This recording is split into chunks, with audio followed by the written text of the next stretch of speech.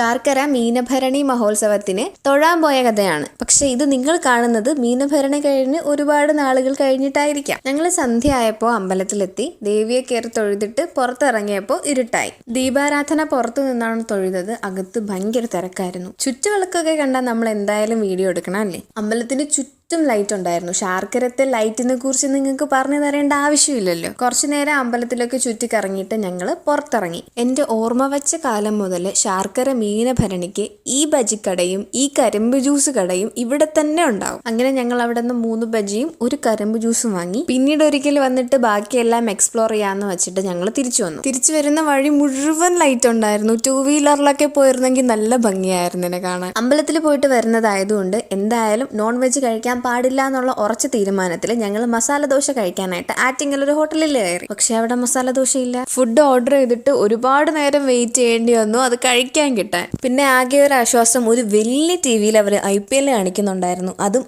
RCB CSK match. പിന്നെ എന്തോ വേണം. ഞങ്ങൾക്ക് മുമ്പ് വന്ന ടേബിളിൽ ഫുഡ് കൊടുക്കുന്ന കണ്ടിട്ട് ഇപ്പം കിട്ടും എന്ന് പറഞ്ഞിട്ടാണ് ഞങ്ങളിരുന്നത്. പക്ഷേ സാം വന്നു, ജഡേജ വന്നു, വിരാട് അടിക്കുന്നു, ദേവ് അടിക്കുന്നു, ധോനി നടക്കുന്നു. പക്ഷെ നമുക്ക് ഫുഡ് മാത്രം വരുന്നില്ല. അതിനിടയിൽ കഴിഞ്ഞ കളിയിൽ എന്ന് വെച്ചാൽ അന്ന് നടന്ന കഴിഞ്ഞ കളിയിൽ ധോനിയുടെ ഒരു സ്റ്റംപിങ്.